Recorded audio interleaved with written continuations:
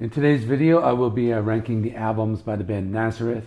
The band has 25 albums and they recently released a new one this week, but this ranking will be only for the albums from 1971 to 1976, so I will be ranking the first 8 albums. So this period of the band had that classic lineup of Dan McCafferty on lead vocals, Manny Charlton on guitar, Pete Agnew on bass, who is actually the only member currently in the band, and Daryl Sweet on drums. So let me just jump right into this ranking.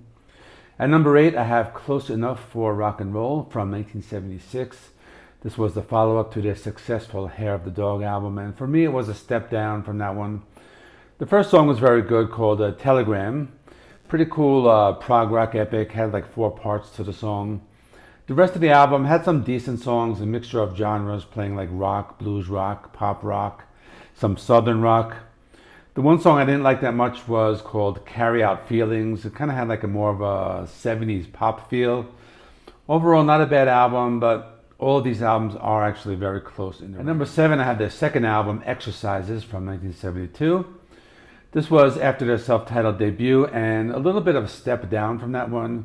It had more variety of musical styles, had some prog rock, some country, some ballads. The best songs are 1692, Glencoe Massacre, a song about a massacre that took place in Scotland. Woke Up This Morning, really good song, incorporated some of that early like synth rock. The songs I did not like as much were some of the ballads called Maiden and Sad Song. Those ones I felt were a little boring, but otherwise not that bad of an album.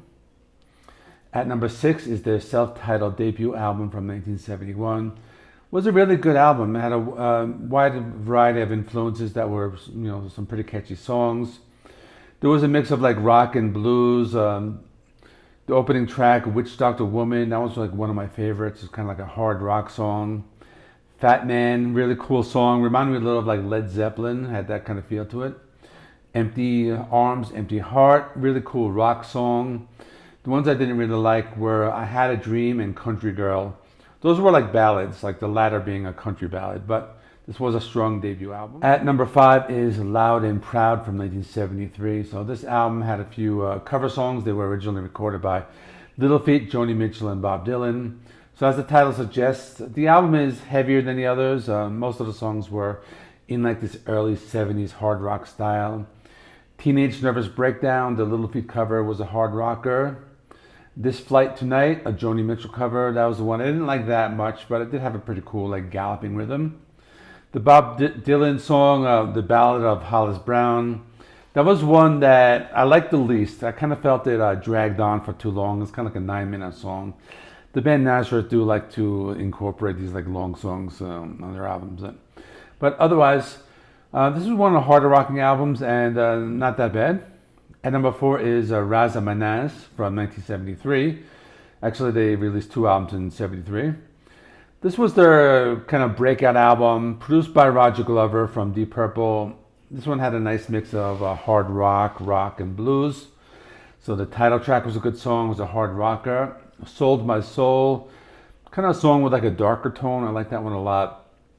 The one song I didn't like that much was Vigilante Man, a Woody Guthrie cover. A country blues song, and I didn't really feel it was that great, but otherwise a very strong album. And number 3 is Rampant from 1974. This was mostly a rock and like a hard rock album, also produced by Roger Glover. So my favorite song was the Yardbirds cover, Shapes of Things. That was kind of like a 2-part song that also included Space Safari. They did a really good job with that song, a really good cover. The 2 opening songs were also the best ones, Silver Dollar Forger and Glad When You're Gone. Those were both like hard rockers. The one song I didn't like as much was a ballad called Sunshine, but otherwise a very strong album. And number 2 is Playing the Game from 1976. So that year they released 2 albums, and this was like the better of the 2. It was an album that had a few cover songs, but the album has a really nice variety of like musical styles with some rock, some blues, some funk. Best songs are Down Home Girl and Alvin Robinson cover. Pretty cool, straightforward rock song. Waiting for the Man was the one I liked a lot. It was like a funk song. It sounds similar to like Grand Funk Railroad or maybe like Average White Band. That was actually another Scottish funk and R&B band. The song I did not like as much was the Drifters cover called I Don't Want to Go On Without You. But otherwise, this was a very strong album. So at number one is their most popular album, Hair of the Dog. So this one had the two biggest hits, Hair of the Dog and Love Hurts. So the latter being an Everly Brothers cover song, but also some really other good songs here. So like Miss Misery, that's a really great song. I think that's one of the songs that it kind of stands up to a song like Hair of the Dog. And really great 70s hard rock. Guilty, that was another good one, really good hard rocker. Beggar's Day, another cover song originally by Crazy Horse, and it's like a two-part song, included Rose and the Heather. Those ones I liked. Now, the one song I didn't like that much was called Please Don't Judas Me. I felt it was kind of like too long, it kind of dragged. It was a 10-minute song, but otherwise, the rest of the album, it's just a really solid one, and you know, it is the most popular one, and for good reason.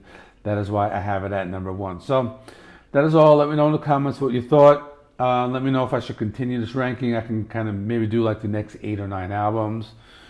And that's all. Weekend is coming up. The reviews of the new Primus EP. I know Kirk Hammett has an EP out, so maybe I can review that. And otherwise, please remember, like, comment, subscribe, and I'll see you in the next one.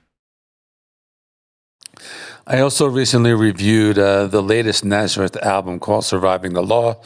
If you haven't checked it out, there will be a link to it right here. So please click on it.